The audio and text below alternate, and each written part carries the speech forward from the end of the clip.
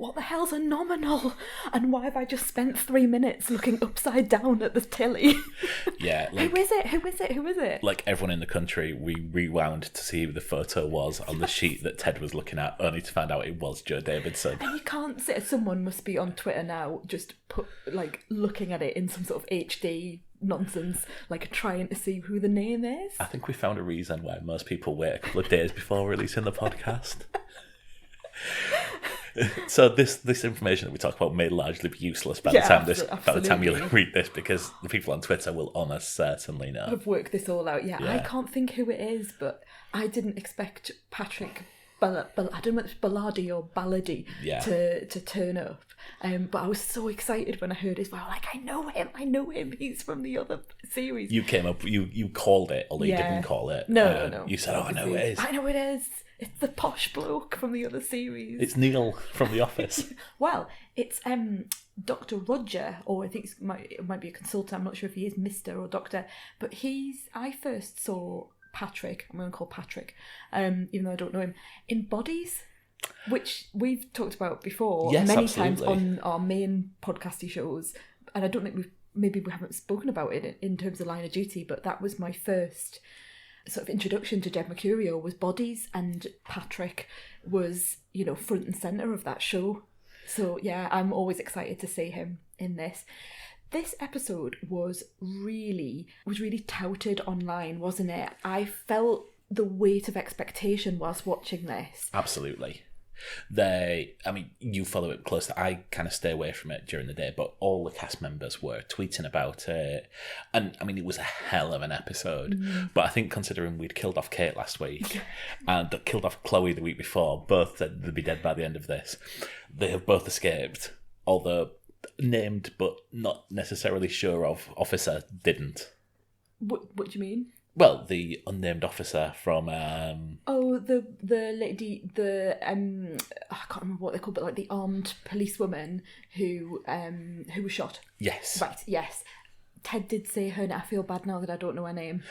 Ted did say her name. I don't think we've seen her before. Are you sure? I think we have. Well, she might have been in the background. She's certainly not a Chloe or Farida, people who were named. Chris Lomax. Is that his name? I finally found his name. Fake Dot. Yeah, Fake Dot. So, shall we go back to the beginning? Because a lot happened in this episode. Yes. I'm really pleased you were taking notes, because I'm not sure how we pick this apart. But let's go back to the beginning and see where we get to. So, we start off, they are meeting at the Hill. Joe has been made DSI. Acting DSI. Acting DSI. Because Buckles is now. So much to say about Buckles. Yeah. Yeah, I know what it's going to be. Yeah. After reviewing the extra information that they are claiming Buckles has withheld in his boot with his golf clubs. Yes. Gail's house keys have not been recovered from the murder scene, and they believe there was a break-in at Gail's home, and this is information may have gone missing. This is in the moments after the shooting, so we find out a little bit more about the shooting as well, which is she got out of her car, the shooter was behind her, which I think is an interesting call. I don't think it'll be called back, but it's an interesting point given what happens at the end of... Yes. There was a mirroring, isn't there, at the end? So from behind, she's shot, and then the perpetrator, then they devise, has taken her keys, gone into her house, and burgled it. But all within a matter of minutes. Yeah, absolutely. Chris then says, I'm going to investigate into the robbery at the bookies. Yeah, I don't quite get... I understand. Yeah, I don't quite understand why they did that. Surely... Was there something to do with, the guns, or is that later on? That's later on. We'll come to that. Come to that. But yeah, he says he's going to look into the robbery. We're going to come back to the old armed robbery in the... Was it an off-licence? I can't remember. It was Bookies. Bookies, that started the whole of the show off. Yeah. Kate and Ted meet in the passage of... the pissy passage.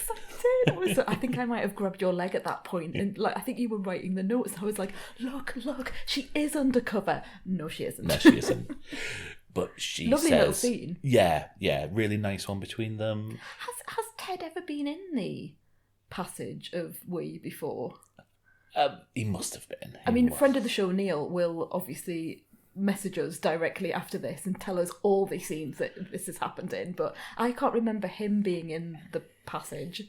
I only ever remember Steve meeting her in the graffiti passage. Yeah, I mean, he must have done. He must have, We've got yeah. 6 seasons of this now, Yeah. so yeah. But I was so convinced that this is it, and the way that she was speaking to him as if she had been, and it was very much a a long-standing relationship, which obviously she has.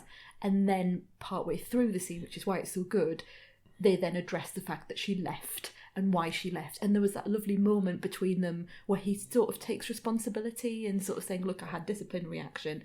What were you meant to do at that point? And that's when I thought, oh, she's going to die, because they've had this lovely moment together.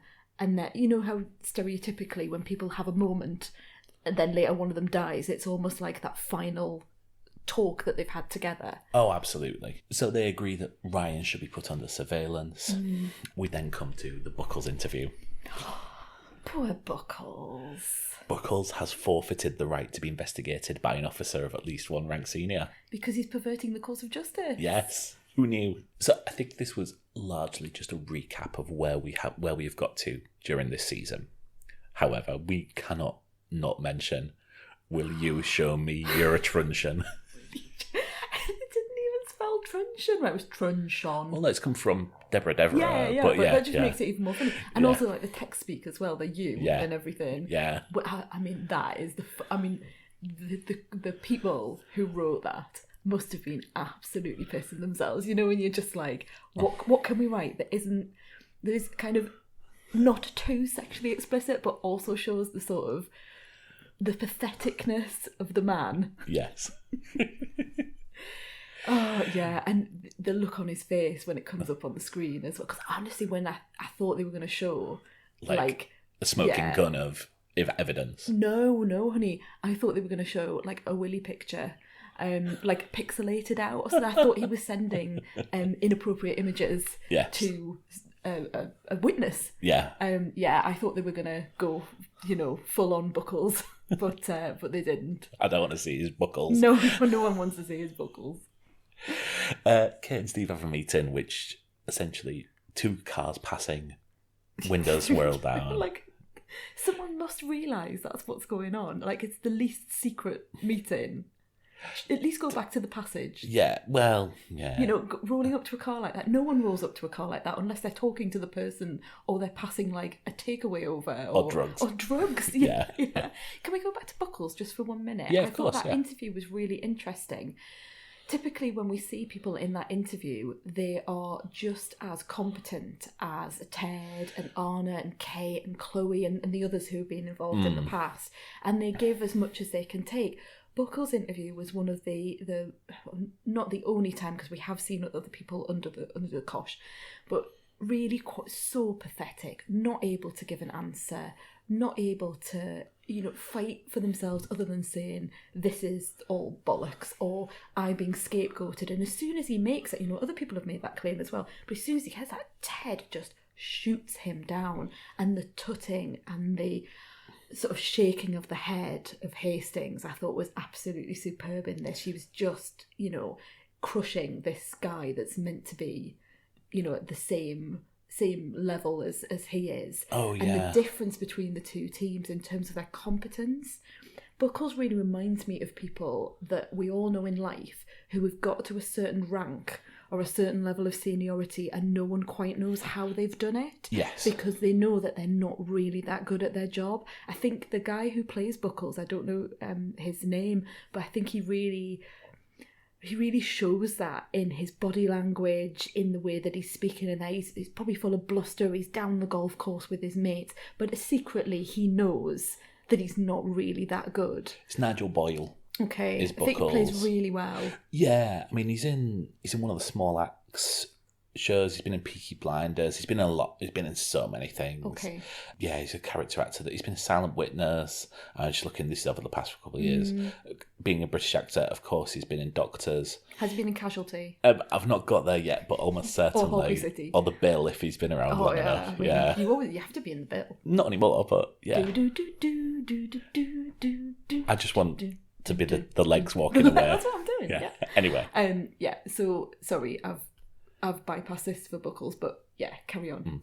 But I think that scene just was a really good touching point of this is where we are in the season, this is where the stakes are, and like you say, Buckles, I mean, he's clearly not the criminal mastermind in this, as we see later on. Well, it's interesting that Ted doesn't have that conversation with Anna. Anna clearly picks it up. Chloe even picks it up. They look at each other and they're sort of like, why are we charging him? He's clearly not this mastermind.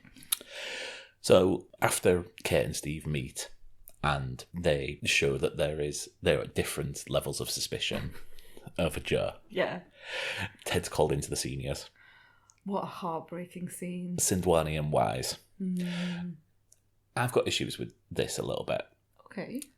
I don't think that the actors played Sindwani and Wise pull it off as well as the rest of the cast.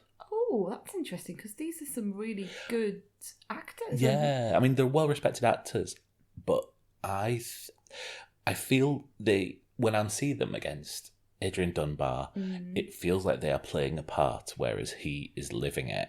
And it just sticks out to me every single time I see them. Okay. And I suspect they're not listening, but it's nothing against you. I think it's probably more the greatness of Adrian Dunbar knowing that character and playing it so well. It seems like I sometimes feel they are reading a line.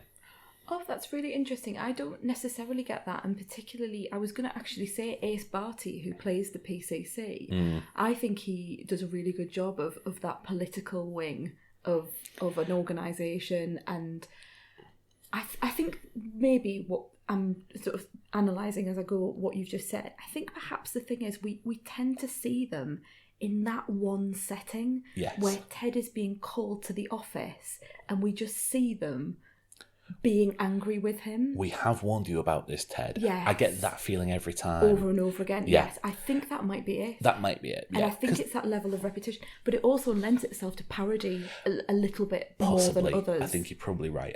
These are well-respected actors, and they are far better at acting than I will ever be. But that might be, I think that is in the back of my mind as well, as we every single time he gets called into a person of seniority, he gets told off. Yeah. You know, and we're kind of, maybe that's wearing a little bit, maybe, but this is the end of the game, isn't it? I mean, this is it. This is them saying, you've had all these warnings. Now that you know the game is up, it's the end now for you, Ted. What do you know? Wise reminds me of? No. It was obviously the female chief superintendent. She's a deputy chief constable. Yeah, she reminds me of Mrs. McCluskey from Grange Hill. I kind of see that, but yeah, okay. Who is the mother of? Mrs. McCluskey from Grange Hill. No, I'm getting mixed up. Are you thinking about the woman from The Bill? Yes, whose mother is Who's the mother is LaRue. Yeah, oh God. It's one late. of those nice, isn't it's late. it? Yeah. We've seen a lot. We're slightly disturbed as well that we think our son might wake up at any time, so we're both quite jittery. Can you hear the like the panic in our voices. This is more nail biting than the actual episode. Yeah, absolutely. Yeah. So Ted is stood down. He is being ushered towards retirement. Yeah, he hasn't gone yet though. No. So there is time, which I'm thinking, okay. He is told that he will be lauded on a full pension. Yeah. AC-12 is going to be integrated with a number of different departments, and anti-corruption numbers are going to be cut by 90%. 90%? I mean, it's like they're not just saying to him, right, time to go, Ted. You know, you've had your warning. We have no confidence in you. And that happens from, you know, all the time with people in jobs. But I'm sure particularly in that type of high-ranking role within the police. But it's the sort of like rubbing salt into the wound, isn't it? Of, oh, we're going to take your officers. They might not have jobs anymore. They're going to reapply for their jobs. But actually this whole thing of anti-corruption that is your entire life, we're going to decimate it.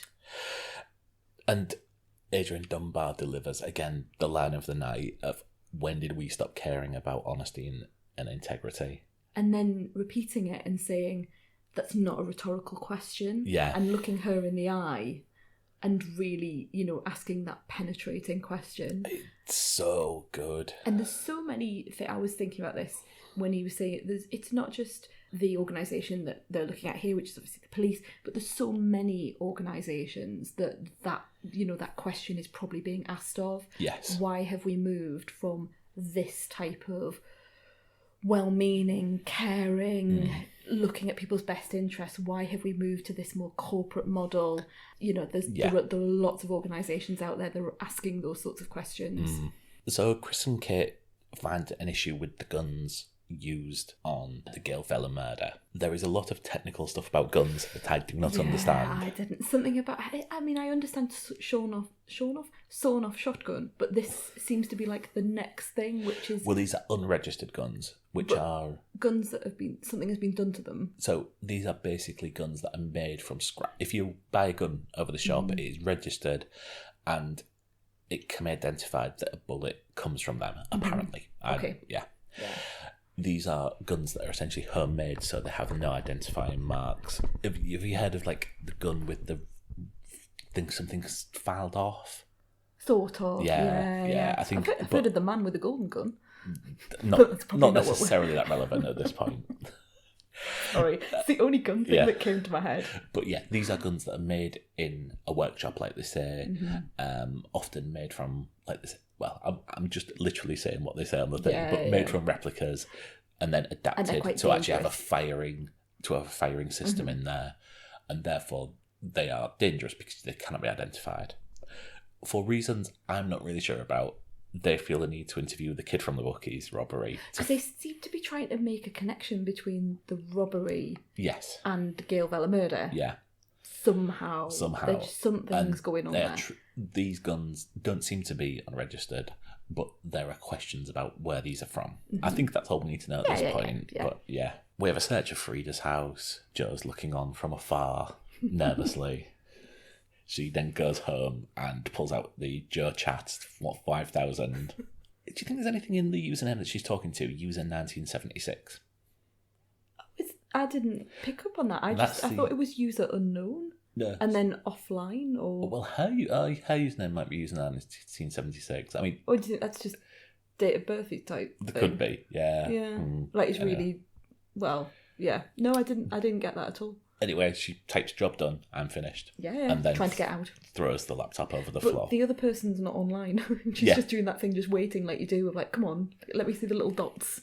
So there's no someone's typing. Onion user is typing a message. Don't leave me on 3 dots. We then go back to the surveillance of Ryan and find out he's been following Joe and Kate at points. There is a comment on how the surveillance team has been underfunded and so they can't find more information. Yeah. From Chloe. Yeah. Who I think is becoming more and more suspicious by the minute. There is a theory about her. Have you heard this? No. Oh, is it that she's Tony Gates' daughter? I've heard that. I think it would be a bit too much. I think we would know. I think it was listening to the show Dave that texted me about that.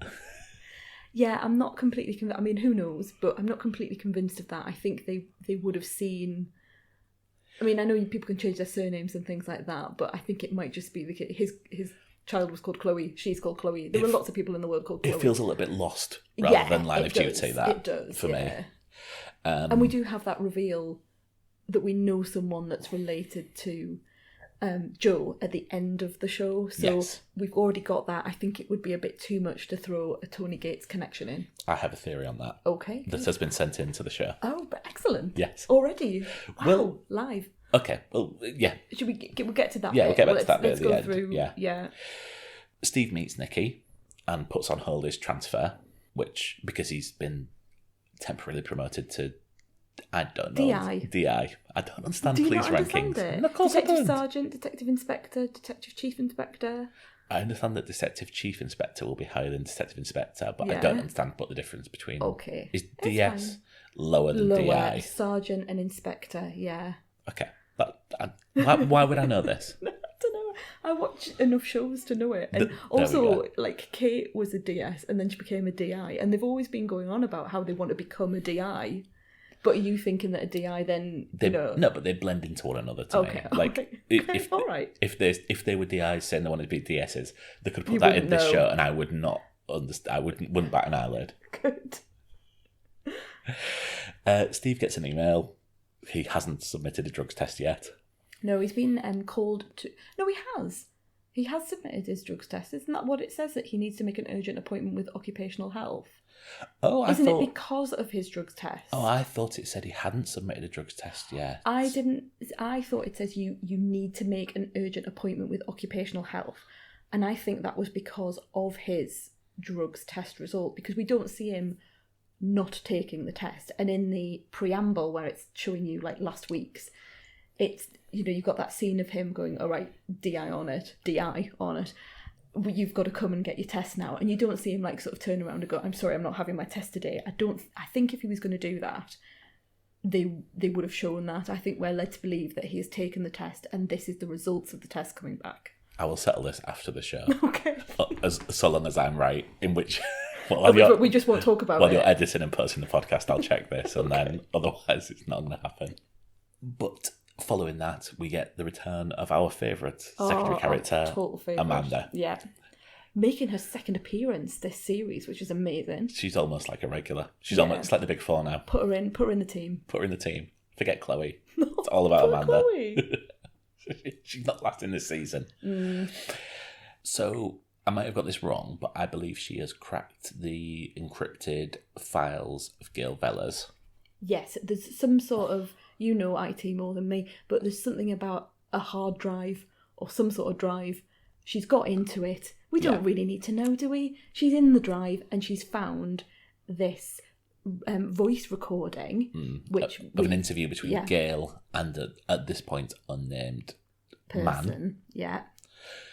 Are they discussing the Steve case from season 1? Yes, from season 1, episode 1? It keeps coming back. So the guy that's the chief constable is the man who originally was kind to Steve and was sort of on Steve's side and saying, "Oh, look, we're gonna totally get through this cock up that you've made." And then of course Steve then says, "No, I'm going to tell the truth. We made an error as a team. It wasn't just Steve's fault, but we all made an error. This guy has been killed by us." And that's when he loses the confidence of that guy that becomes chief constable. I can't remember his name. And that's when Steve joins AC-12, because and Hastings sort of picks him as someone who has got integrity and honesty, and that he kept going when he didn't need to. He could have been protected. So we're always going back to that, and then of course that guy has then become the chief constable, he's the big boss of the police force. So is he higher than... Yeah, the deputy chief constable who Ted always gets pulled into the office of. And he's her boss? Yes. He hasn't been... He hasn't. We've only seen him on bits of video. He was on the previously on this week. He's always there in the background. Yeah. He's probably got an H name. I want to say Hargreaves, but I think that might be someone else. It's best I don't guess. No. Not at this time. No. Yeah, so that it's always coming back to him. I think they're really showing this thread of every. These series may be stand alone, but they all have a beautiful thread running through them. Yeah, Kate wants Joe. Yeah, she says in the little conversation she has with Ted and Steve and Chloe something about like an Osman order or something like that, which are like a Richard Osman order. Yeah, they get a really tall man to stand by her and look after her. Yeah.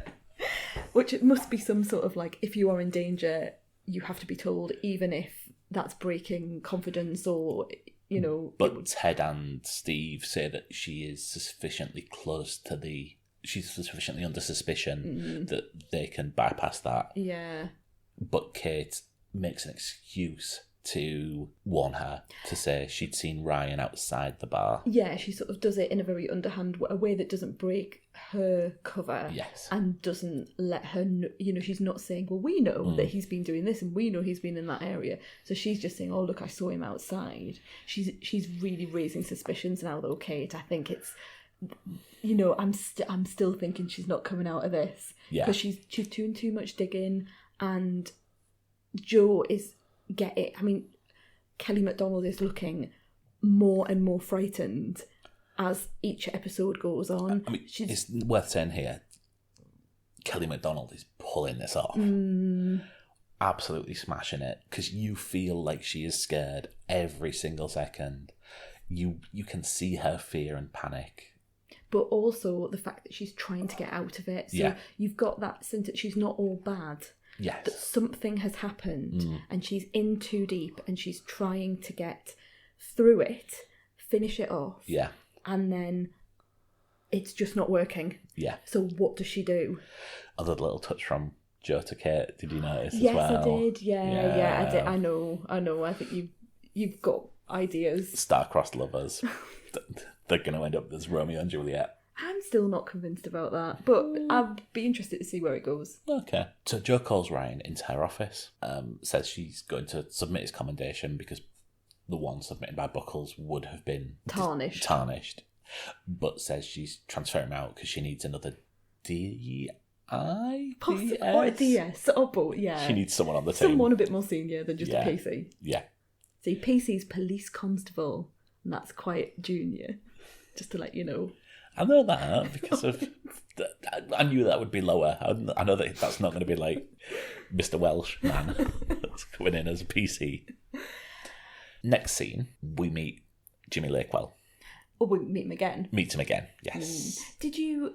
So you didn't pick up on the voice, because now Steve's worked out the voice. He's worked out his Jimmy Lakewell, which was in the Roz Huntley, which I think was season 4, if I think right. It's the Tandy Newton series. Season 4 was, the Roz Huntley season. Yeah, the Roz Huntley. So remind me what happened with him. Because I saw Mark, you looking. I didn't want to miss the show. Yeah. I did look it up. So he was a friend of Roz Huntley and her husband Nick, who is the guy who is in Harry Potter that we can never remember his name, and he's from the Northeast, and I always remember him as Stan Shunpike. I thought you meant Shunpike from Harry Potter films. I thought you meant the other person from Harry Potter that we always talk about. David Bradley. David Bradley. We can never remember his name. We can remember David Bradley now, and I can never remember this guy's name. And he was in... He was in 50 Degrees North. Is his name Lee? Yes, that's it. Never remember his name. I don't know why. He's been in so much stuff. Anyway, he was the husband of Roz Huntley. Do you remember? He's not in 50 Degrees North. Was he not? No. Oh, it's 55 Degrees North anyway. It wouldn't be 50 Degrees North. I've got that one wrong. Yeah, that's a joke that didn't come off, did it? It's based around, like, Northampton. Anyway... Jimmy Lakewell is a friend, like a lawyer friend of Roz and him, and he represented, I can't even remember this at all, but I saw it on like the Line of Duty Wikipedia. He represented a guy who was being investigated for, was it a rape of a 15-year-old? But I can't, someone called Michael Farmer. I cannot remember that at all. I wish we had done like a 5-series rewatch before we actually did this podcast. Let's not point out. Lee Ingleby. That's it, Lee Ingleby, thank you. Anyway, that was just a random thing of like he was Roz Huntley's husband. But anyway, he was a friend, and they thought he was Balaclava Man at one point. They go to his offices and they go to arrest him, and then that's when Steve gets chucked down the stairs by one of the Balaclava men, which is why when he says Balaclava Men, not Balaclava Man, on this recording, Steve goes, aha, I know who it is. Yeah. And then they go and see him in prison. He's clearly been in prison for 4 years. Yeah. I thought Patrick Ballardi, probably saying his name wrong, played it really beautifully, actually, and very understated, of a man who had been in prison for a long time, who was being relatively protected because he wasn't saying anything about the OCG, about the crime gang that he was working for, and he had lived a relatively peaceful life within prison, although was not, living to the standards that he was used to. I thought he looked really quiet. I'm really sorry if this wasn't meant to be, but I thought he looked really haggard and weary and tired. And well, I think when you look at an actor like him who came in both, as I understand it, in Bodies, but also in The Office, as being this young, dashing, very handsome, very charismatic guy. He has got older since then, obviously, but he certainly played that sort of lawyer in season 4. He says, just check your face.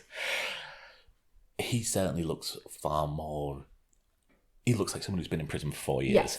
Yeah. So I thought it was really lovely. There is a salt and pepper in his hair. Yes. He looks like someone who's not had a good night's sleep, which is something I can attest to.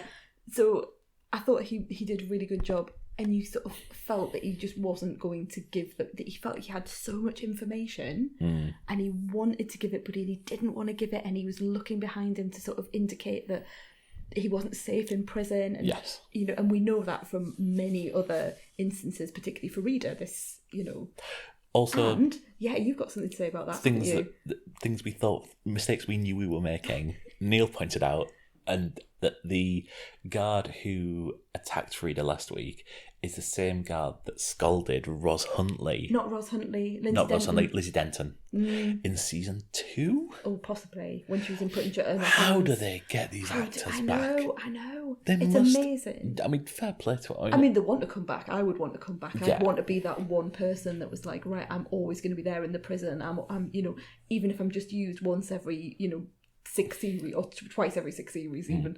This is my role. More of that coming up. Yeah. Jimmy won't speak to them, refuses to, so Steve comes up with a plan, which seems to be we transfer him out of prison and we get him essentially a pardon for helping us. During the transfer, the OCG attacks. This was amazing. I was so impressed. This is the best action set piece since, I think, probably Dot's escape in the end of season 3. Yeah, given this is it under, sort of lockdown, not lockdown, the pandemic, because it would have been under lockdown at certain times and then not at others. A very, very challenging time to be producing a show. And so well done. It so reminded me of that initial scene in Heat where Val Kilmer and Robert De Niro, etc., throw those spiky things across Stinger the floor. is what they're called. Oh, thank you. Still won't go for spiky things. Spiky things get thrown across the floor, and the van then turns on its on its side. It's exactly what happens in Heat. Really, really interesting. We get the Range Rovers pulling out. We get the balaclava men coming out with big submachine guns. The van containing Steve and Jimmy, it rolls onto its side and they are trying to pepper it with bullets. Steve is protecting Jimmy. Yeah, which I thought was really a real character moment there. He could have looked after himself, but his instinct as a police officer, you can really see that Steve, for all his foibles, for all the things that he gets wrong, his first port of call in that situation was to jump on top of a criminal and protect him from the bullets. I thought that really spoke to the character. Yeah, absolutely. Absolutely, quite right. So Chloe asks Steve if he will authorise them exiting the van, which Steve approves. Oh, did he? I didn't get that. There was some sort of Charlie, Alpha, blah, blah, blah. She says sort of executes evacuation or something like that. And Steve that. says okay. approved. Okay. I thought at this point Chloe was I was about to walk around with my arms up in the air saying she ain't lasted in episode 4. Yeah, totally. Chloe gives a leg up to a named but not recognised by us policewoman. Have you looked her up on... She's not on IMDb. Right, okay. At this point. Okay, right, they normally fill in the cast listing and it's afterwards. Difficult. Sometimes you don't want to look. Yeah. Yeah, I wouldn't. Yeah, okay, ignore that. She gives her a leg up. Yeah, and you just know, don't you? Yeah. Because I thought Chloe was going to get the leg up, but yeah. Yeah, I was sure that this was my grounding moment. But also I thought, well, even if this other person dies, Chloe's surely, because she just looked so unprotected. She had a little bulletproof vest on, but these bullets are shooting. And then I thought Steve's going to go because Steve's in that van on his side. There's a shooter. The sniper comes out the window who kills the officer. Yes. And Steve is rolling out with just a handgun. I mean, it's a big handgun, but I don't really know much about guns, but it's not going to be a match for a submachine. I didn't think it was. From that angle as well. Yeah. It's because it has to shoot up and then shooting down. Yeah. But Steve has clearly been practicing his target shooting because he gets the perfect headshot. I was really worried for Steve's back. The entire time he's moving his body like that, I'm thinking, oh no. And when they turn over in the car, you see him grimace with his back. So I love the fact that they always, it's never like, oh, his back only comes on when he's having to say, oh, my back hurts. Yeah. It's always there, that chronic pain. And yeah, I really thought this was it. I thought Steve's going to go. I thought that was going to be the big, I totally agree. So next scene, Jed Mercury does not put these things in without note, but Chloe suggests there was maybe an AC-12 leak. Yeah, this is why I'm thinking there's something funny with Chloe. We know nothing about Chloe. Why would she suggest an AC-12 leak if it's Yeah. coming from her, though? But there was only her, Steve, and Ted that were in on this. Yes. And I think sometimes that's it. You put it in plain sight, don't you? You make the suggestion if there's something else, if something was going on in your head, Yes. so as to move it. And a bit like what Joe Davison's done with Buckles. Yeah. Oh, there is a corrupt police officer, but it's not me. Yeah. There's something, I just feel we haven't got to know Chloe very well at all, apart from the fact that she is the most competent police officer, I think, on the team, that she's so good in those interviews. She's so reliable, and she's making connections, and she's adding things, and, you know, she was showing some emotion, which I thought was really good, because previously I'd sort of felt she was slightly robotic, not in acting, but just in the personality was just a bit too good at everything. And this time you sort of see a bit of emotion because this woman had died, but then of course she's quite stoic and she's saying, no, I want to carry on, which, you know, you would do in that circumstance. I know you had things about her looking over everyone's shoulder in last week's episode. Yeah. So there's something there, isn't there? I just wonder whether it's too obvious, and maybe so what we've decided here is it's obviously her, or it's obviously her as a red herring. Exactly. So yeah, it's one or the other, isn't it? It's too out there. well, yeah, I guess it's either her or it's not. Or it's not. Yeah.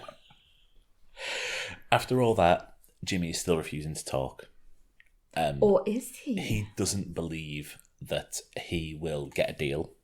Which is fair enough. And you came up with a theory at this point. Yeah, I felt there was too much of a knowing exchange between him and Steve. So he makes his, you know, he said, look, my solicitor was going to make a statement, but I want to look you in the eye and tell you all of this. And he makes a real point of saying to everyone in the room, including Chloe, I will not talk.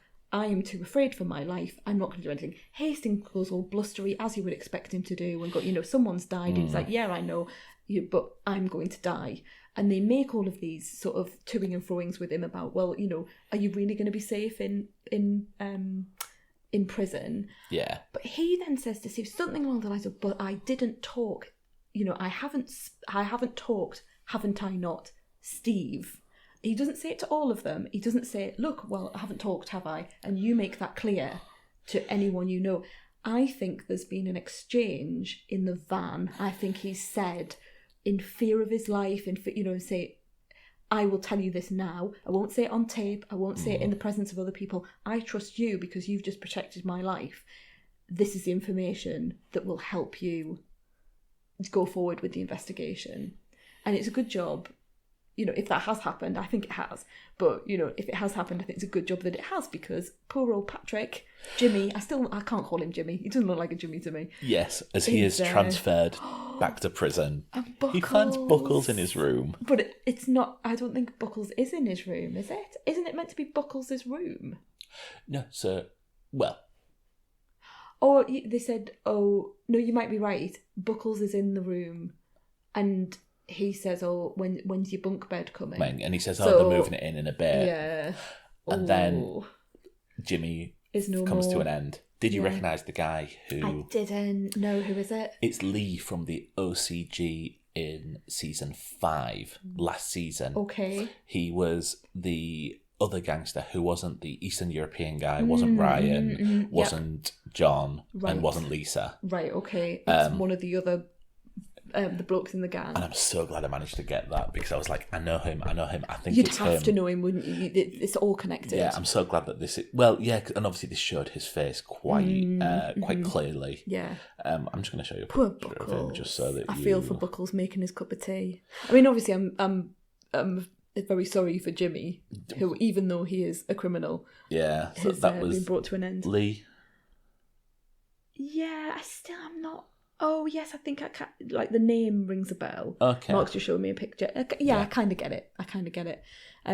Yeah, great again to be bringing it all round, but nothing that I wouldn't expect from this show. But we get the big twist at the end. As Jo is returning to her flat, Ryan accosts her with a gun. Yeah, from behind, which is, again, I was saying, mirroring what they said happened to Gail Vella. Says, look, this is how easy it would be. I'm going to follow you in and I'm going to explain to you why you were going to put me back on the team.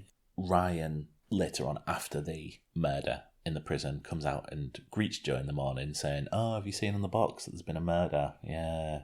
He was meant to have been a rat, wasn't he? Yeah, the only thing with that is, I think the guy who plays Ryan, I think his name's Gregory, I think he did a brilliant job of switching from someone's, "Oh, thank you, ma'am, thank you very much," Yes. and then being his real self. I think it's very cold and calculating, actually, and really shows someone who's been within that gang and that experience and that life and has been trained, and really he's had so much put into him, hasn't he, to become this police officer. Yes. The only thing is, it just felt like it was a bit too much, that he had been at her flat with the gun and sort of told her what was going to happen, and then the next minute he's sort of saying, "Oh, what happened to a rat." I think we kind of know, maybe just a scene with Joe finding out that he had died, and sort of having that recognition on her face of going, "I know he was involved with the OCG. Yeah. I know what's happened to him in prison." I think that might have been enough for me. I just sort of feel like the Ryan thing is so in your face at the moment. It might have just gone a little bit too far for me. I understand why, Yes. but I like it when he's just sort of floating around in the background, looking ominous. And sometimes when it's right in your face, it kind of loses it slightly for me. But you have to see the whole show, don't you? You've got to see all series to know exactly where we're going with it. The final scene, there has been a match to Joe Davidson's DNA found in Farida's house. Yeah, which is not something that should come as a surprise. No. So when Chloe brings this file over and says to Steve, "There's something here that's confusing me, maybe you can work it out," and you kind of go, "Okay, there's something else in there," but then they just say, "Oh, Joe's DNA was found in the house." I'm thinking, well, that's not really a surprise, we know Joe's been there. And then you get the secondary DNA with the nominal from some other police department. I still don't understand. They've run it through the database. Yeah. And there is a match to someone who is known to AC12. Right, okay. Because I then thought it was the PCC, because he's like someone known to the police force that probably would have had their DNA, like for... Who's the PC? So what is the PCC? Ace Barty, I can't remember his name, but I know the actor's name.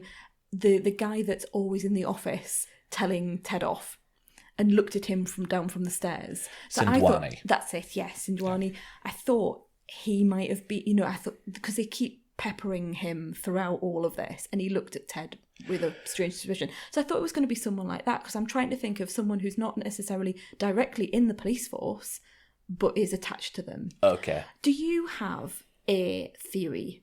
I have a theory via Neil. Okay, thanks, Neil. Yes. Neil should just come and do this podcast, Yeah. Move up to the northeast, Yeah, Neil. yeah. Neil has texted me, and I think he's called this out before, but his belief all the way through is that Joe Davidson is related to Tommy Hunter. Okay. Who is the crime boss, the Scottish crime boss right from the season beginning. 1 and 2. Yes.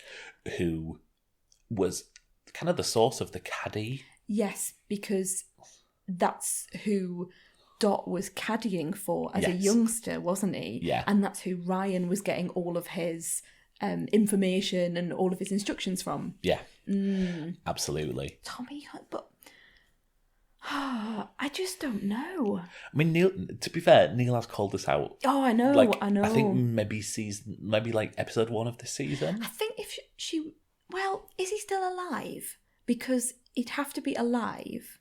Oh no, what they said. No, I'm thinking it's that the DNA's been found in the house, but it's not. No. It's they've run her DNA through the database and it's come up with another hit. Okay. It works. Okay. So maybe because she's got the picture of the mother in the house. Yes. So he might be her dad or something like that. But then why would the OCG be after her? Like, what would the OCG have on her? That's the bit that I'm struggling with. Yes, there's a relative, but what does that mean? I don't know. I don't know. But, she has, if that's the point, then she has links with an OCG, clearly. Yeah, I mean, it's a link. There is a link. It's the very definition of link. It's the blackmail element. She's clearly doing it under duress. What would make her do all of this stuff?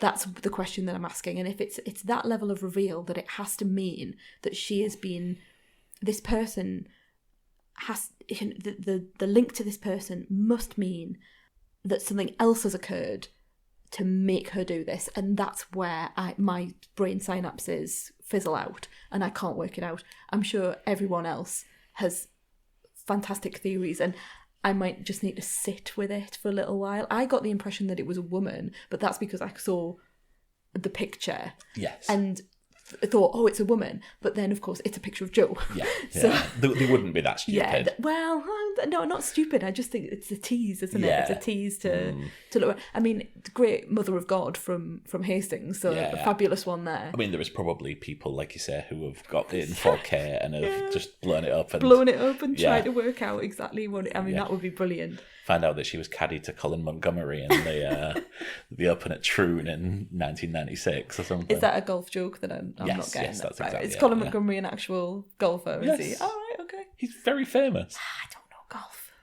He's probably one of the most famous British sportsmen of golfmen. I know Nick Faldo. Yeah, he is of equal fame as Nick Faldo. Okay. I'd say. Good. Excellent. Anyway. What do you think is going to happen next week? I'm very excited for next week. I feel we're coming to some sort of... I said this about this week, actually, so, don't listen to me. But I feel like we're coming to something. We've got now this big piece of information, haven't we? I think next week is going to be a rewind to just setting the table for the last two episodes of the season. And I don't think there'll be a lot of action, because obviously we've had two big action set pieces the last couple of weeks. I think it's probably going to be just laying the cards out, a few things. Joe is continued to be working under duress. Kate is going to be suspicious. Ryan's going to be looking shadily over his computer. Ryan probably gets promoted to DI because I now know what that is.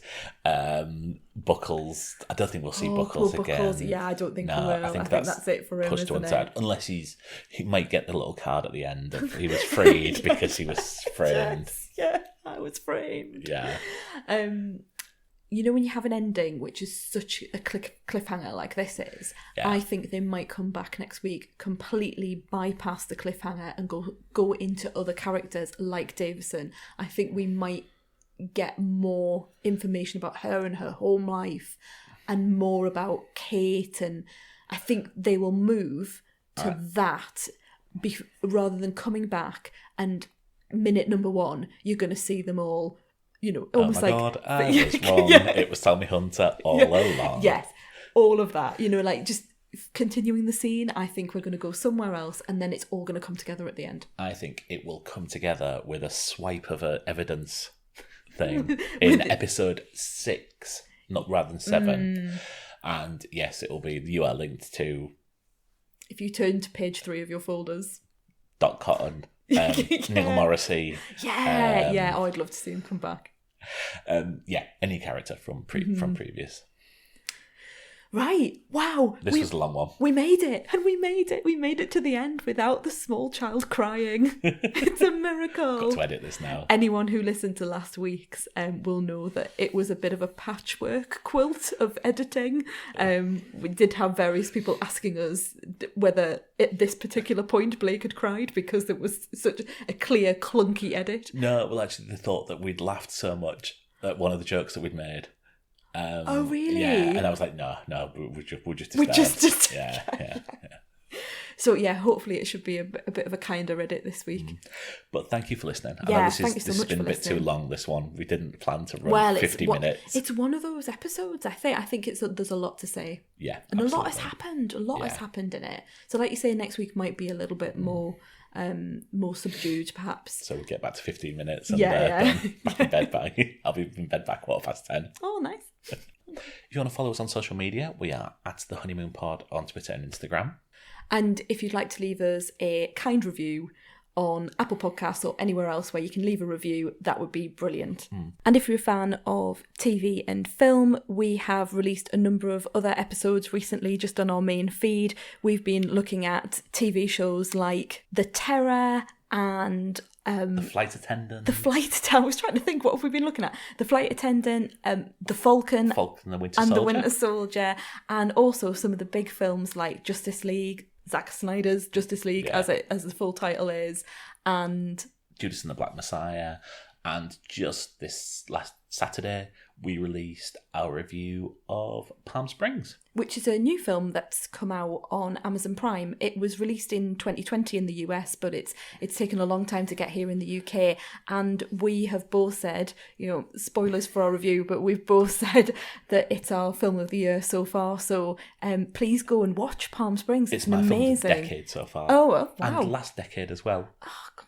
If possible. Mark's hyperbole just knows no bounds here. It's a brilliant film. So if you're into your TV and film, just generally, not just Line of Duty, you might want to go and check out those podcast episodes. Please do. Anyway, we'll see you next week. See you next week.